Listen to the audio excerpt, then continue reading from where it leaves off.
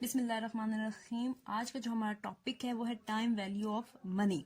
पहले तो हम इसके बाय वर्ड मीनिंग देखेंगे कि ये किस चीज़ को रेफर करता है, फिर हम इसको लिंक करेंगे विद फाइनेंस के साथ। तो टाइम का जो फैक्टर है उसको हम कंसिडर करते हैं प्रेजेंट, पास्ट और फ्यूचर में, लेकिन टाइम वैल्यू ऑफ मनी के कॉन्सेप्ट में हम मोस्टली प्रेजेंट और फ्यूचर ही काउंट करेंगे। तो टाइम जो बेसिकली वो हमें ये बताता है कि प्रेजेंट या फ्यूचर में वैल्यू क्या होगी। Value means worth. वर्थ क्या होगी किस चीज की? मनी की, आपकी कैश की, आपके किसी भी एसेट की जो आपके पास मौजूद है। तो बाय वर्ड मीनिंग ये बनता है कि what is the worth of money with respect to time. Finance हमें ये कहता है कि वर्थ ऑफ मनी टुडे, आज जो पैसा आपके पास है, is more then in future. तो उसकी वर्थ जो है वो ज्यादा होती है, ग्रेटर होती है with respect to future money. यानी कि फ्यूचर में आपके पास जो पैसे हैं उसकी वर्थ इतनी नहीं है जितनी आपके पास आज मौजूद पैसे की वर्थ है। इस कॉन्सेप्ट को समझने के लिए हम एक एग्जांपल लेते हैं। एग्जांपल क्या है कि आज आपके पास 100 रुपीज है और 100 रुपीज में आप 10 पेन इजीली परचेज कर सकते हैं या बाय कर सकते हैं। फ्यूचर में भी आपके पास अगर 100 रुपीज हैं तो उस टाइम पे आप 10 पेन परचेज नहीं कर सकते, आप सिर्फ 9 पेन परचेज कर सकते हैं इन 100 रुपीज। तो ये जो कॉन्सेप्ट है कि पहले आप 10 पेन खरीद सकते थे लेकिन अब आप 10 पेन नहीं खरीद सकते, तो ये जो चीज है ये टाइम वैल्यू ऑफ मनी को रिफ्लेक्ट करता है। इसमें जो मेजर कॉन्सेप्ट आता है वो इंटरेस्ट रेट का आता है। इंटरेस्ट रेट की तरफ जाने से पहले एक और कॉन्सेप्ट जो time value of money refer करती है उसकी तरफ जाएंगे कि अगर आपके पास कोई भी रिसीवेबल्स हैं, रिसीवेबल्स मतलब आपके ऊपर आपके पास कोई पैसे आने हैं, आप लेट्स सपोज आपने कोई सेल की हुई है या किसी को लोन दिया हुआ है या फिर आपने कोई चीज सोल्ड की है, तो उसके ऊपर आपके पास कैश अभी नहीं आया लेकिन कैश आना है, तो वो रिसीवेबल बन जाते हैं। तो रिसीवेबल के केस में टाइम वैल्यू ऑफ मनी का कॉन्सेप्ट हमें ये कहता है कि आप जिस अमाउंट को क्विकली रिकवर करें, उसको इन्वेस्ट करें और उस पर इंटरेस्ट अर्न करें कि एट द फ्यूचर टाइम आपके पास जो अमाउंट है उसकी एग्जैक्ट वर्थ आपको मिल जाए। और दूसरा पार्ट जो यही कॉन्सेप्ट रेफर करता है वो है पेबल्स का। पेबल्स लाइबिलिटी होती है जो आपने किसी को पेमेंट करनी होती है। तो इस केस में टाइम वैल्यू ऑफ मनी हमें ये कहता है कि आप उसको पेमेंट लेट दें। लाइक आपने 30 डेज का टाइम दिया तो आप आफ्टर 30 डेज ही पेमेंट करें, उससे पहले ना करें। अगर आपके पास उससे पहले पैसे हैं तो आप उसको इन्वेस्ट करें और उस पर इंटरेस्ट अर्न करें। ये टाइम वैल्यू ऑफ मनी का कॉन्सेप्ट है। टाइम वैल्यू ऑफ मनी को डिस्कस करते हुए मैंने बताया था कि आपकी ये जो 10 पेन से 9 पेन में कन्वर्जन हुई है तो इस पर जो फैक्टर इफेक्ट करता है उसे हम इंटरेस्ट कहते हैं। इंटरेस्ट बेसिकली होता क्या है कि मनी पेड और earned for use of money is called interest. Let's suppose आपने किसी को 100 रुपया उधार दिया हुआ था या आपने कहीं इन्वेस्ट किया हुआ है, तो आप जब मनी अपनी देते हैं किसी को तो सेकंड पर्सन जो है वो उस मनी को यूज करता है। वो जब इस मनी को यूज करेगा तो आप इस चीज के चार्जेस लेते हैं। ओरिजिनल अमाउंट तो आपने चार्ज करनी ही करनी है, लेकिन प्लस आप उसके ऊपर वो जो उसने यूज किया है या उस पर जो बेनिफिट अर्न किया है उसके भी चार्जेस आप काउंट करते हैं, उसको हम इंटरेस्ट कहते हैं। फाइनेंस में हम इंटरेस्ट की जो नॉर्मल टाइप्स लेते हैं वो दो हैं। एक है सिंपल इंटरेस्ट और एक compound interest. Simple interest basically हम ओरिजिनल अमाउंट पर सिर्फ चार्ज करते हैं, ठीक है। और कंपाउंड इंटरेस्ट जो है उसको हम ओरिजिनल अमाउंट के ऊपर भी चार्ज करते हैं as well as interest earn previously, या आपने पहले से इंटरेस्ट अर्न किया है तो उसके ऊपर भी इंटरेस्ट चार्ज करेंगे और ओरिजिनल अमाउंट पर भी इंटरेस्ट चार्ज करेंगे। इन दोनों में फर्क सिर्फ इतना है कि सिंपल इंटरेस्ट ओरिजिनल अमाउंट पर, compound interest original amount plus interest earn दोनों पर इंटरेस्ट चार्ज करने का नाम है। तो इसको हम इंटरेस्ट ऑन इंटरेस्ट भी कहते हैं, कंपाउंड इंटरेस्ट को। अब हम एग्जांपल से दोनों टाइप्स जो थी इंटरेस्ट की, वेदर वो सिंपल थी या कंपाउंड इंटरेस्ट, इन दोनों को हम एग्जांपल के जरिए समझेंगे कि हमारे लिए कौन से ज्यादा सूटेबल है। लेट्स सपोज हम कंसिडर करते हैं कि हमारे पास जो प्रिंसिपल अमाउंट है वो 100 रुपीज है, वो हमने किसी को उधार दिया है या कहीं इन्वेस्ट किया है, तो उसके ऊपर जो इंटरेस्ट मिलेगा वो हमें 10% मिलेगा और ये इन्वेस्टमेंट या ये लोन हमने 4 साल के लिए दिया हुआ है।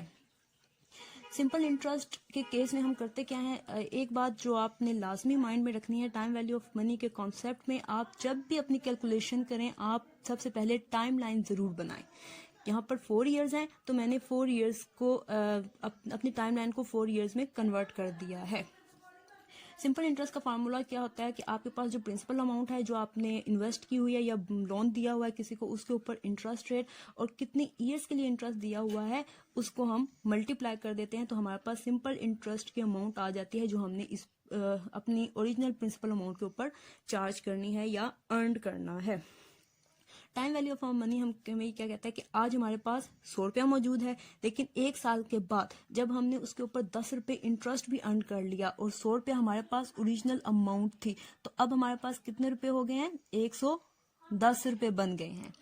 अगेन 10 रुपये ऐड किए तो इसमें ऐड किए तो ये 120 रुपये, अगेन इसमें ऐड किए तो 130 रुपये और अगेन इसमें 10 रुपये ऐड किए तो ये 140 रुपये हमारे पास आ जाते हैं। यानी कि at the end of 4 year हमारे पास जो अमाउंट होगी original principal plus interest earn वो 140 रुपीज होनी चाहिए।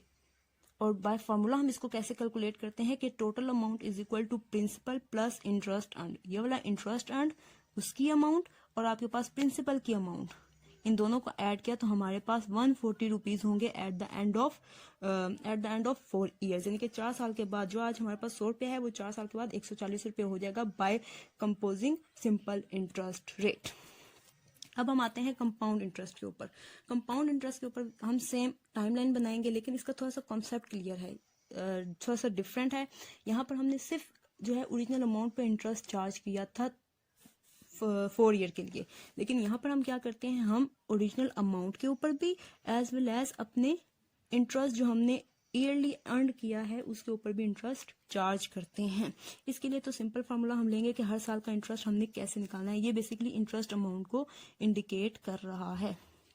इंटरेस्ट है हमारे पास प्रिंसिपल इनटू इंटरेस्ट रेट। जब हमने इसको मल्टीप्लाई करना है तो इसका थोड़ा सा तरीका समझने की कोशिश करें कि आज आपके पास 100 रुपीज है, ठीक है, 1 साल के बाद भी आपके पास ये 100 रुपया तो उसी तरह मौजूद है, लेकिन आपने जब उस पर इंटरेस्ट चार्ज किया तो वो 10 रुपये हो गया, तो ये कुल मिला के कीमत हमारे पास बन जाती है 110 रुपये अर्न कर लिए हैं eight the end of first year.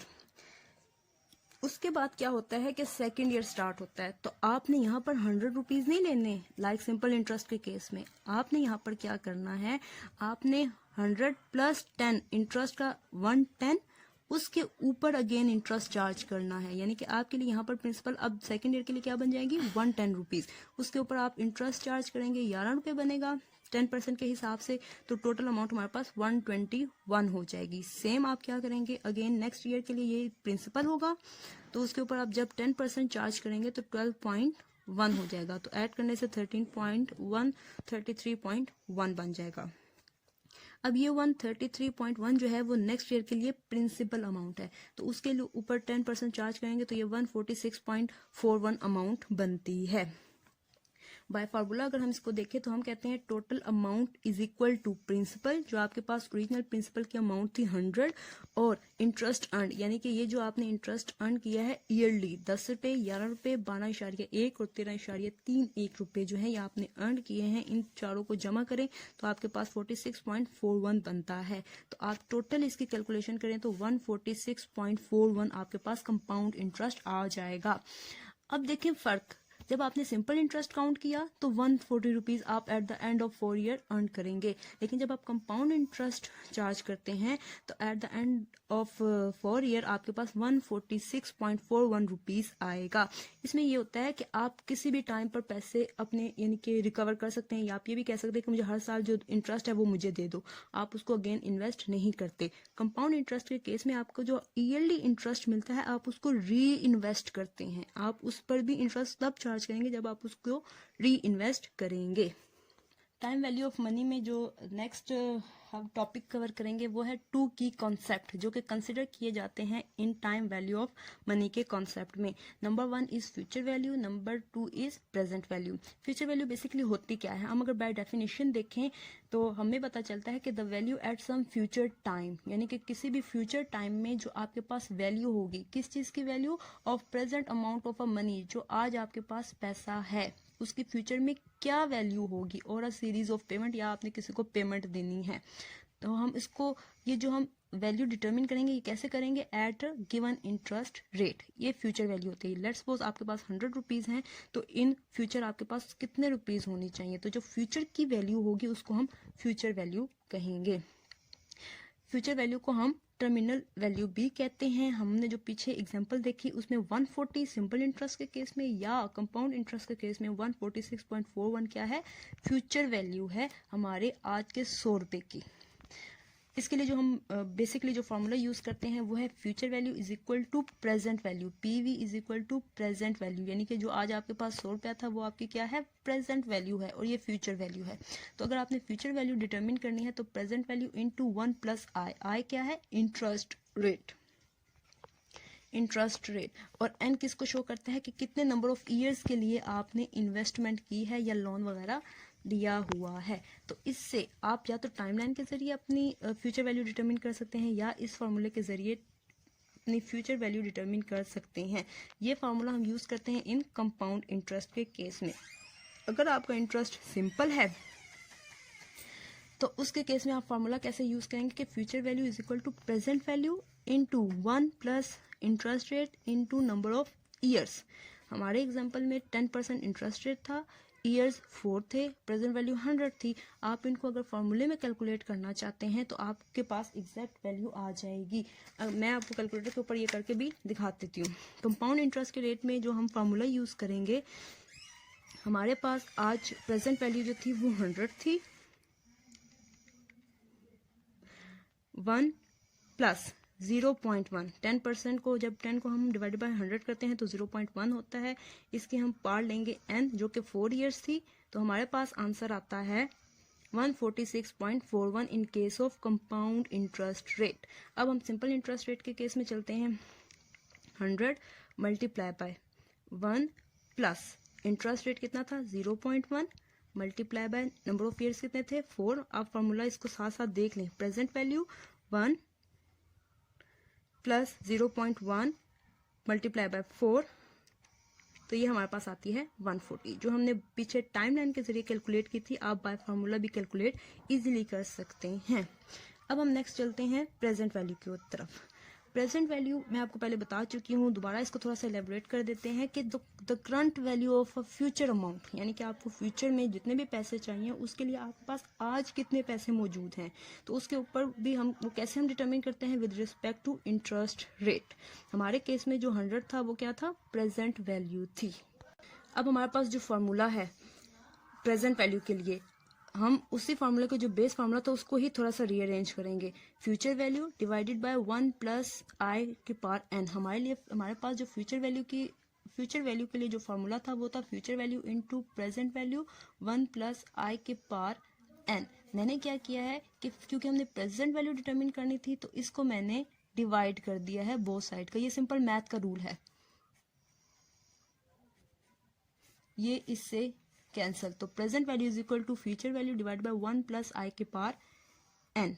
तो ये तो केस हो गया इन कंपाउंड इंटरेस्ट रेट के केस में। बाकी आपको पता है I stand for interest rate, N stand for number of years, जितने साल के लिए आपने इन्वेस्टमेंट किया है, और फ्यूचर वैल्यू यानी कि साल बाद 2 साल बाद आपको कितने पैसे मिलेंगे। तो अगर ये चीज़ें मौजूद हों तो आप इजीली प्रेजेंट वैल्यू को डिटरमिन कर सकते हैं। सिंपल इंटरेस्ट के केस में जो आपके पास प्रेजेंट वैल्यू के लिए फार्मूला होता है वो है future value divided by 1 plus interest rate into n. ये सेम एज इट इज है जैसे हमने पीछे फ्यूचर वैल्यू के केस में किया था। फ्यूचर वैल्यू के लिए जो हमने फार्मूला लिया था वो क्या था कि present value into 1 plus interest rate into number of years. तो मैंने क्या किया, अगेन डिवाइजर बोथ साइड का ले लिया। सिंपल मैथ का रूल है कि 1 plus i into n, 1 plus i into n, ये कैंसिल आउट, ये cancel out. So present value is equal to future value divide by 1 plus i into n, और वो ये मौजूद है। तो ये हमारे पास फॉर्मूला है, यानी कि अगर ये सारे आपके पास वैल्यूज गिवन हो तो आप प्रेजेंट वैल्यू डिटरमिन कर सकते हैं, या फिर आपके पास ये सारी वैल्यूज गिवन हो तो आप फ्यूचर वैल्यू को डिटरमिन कर सकते हैं। अगर आपको मेरा आज का लेक्चर अच्छा लगा है तो आप इस लाइक और सब्सक्राइब ज़रूर करें, या अगर आप कोई सजेशन देना चाहते हैं तो आप कमेंट्स में मुझे सजेशन भी दे सकते हैं। और अभी एक जो टाइम वैल्यू ऑफ मनी का कॉन्सेप्ट है ये भी ख़त्म नहीं हुआ, ये अभी कंटिन्यूस है। तो आज का लेक्चर यहीं तक था। कल इंशाल्लाह नेक्स्ट वीडियो के साथ और इसी को कंटिन्यू करते हुए हम इस टॉपिक को कवर करेंगे।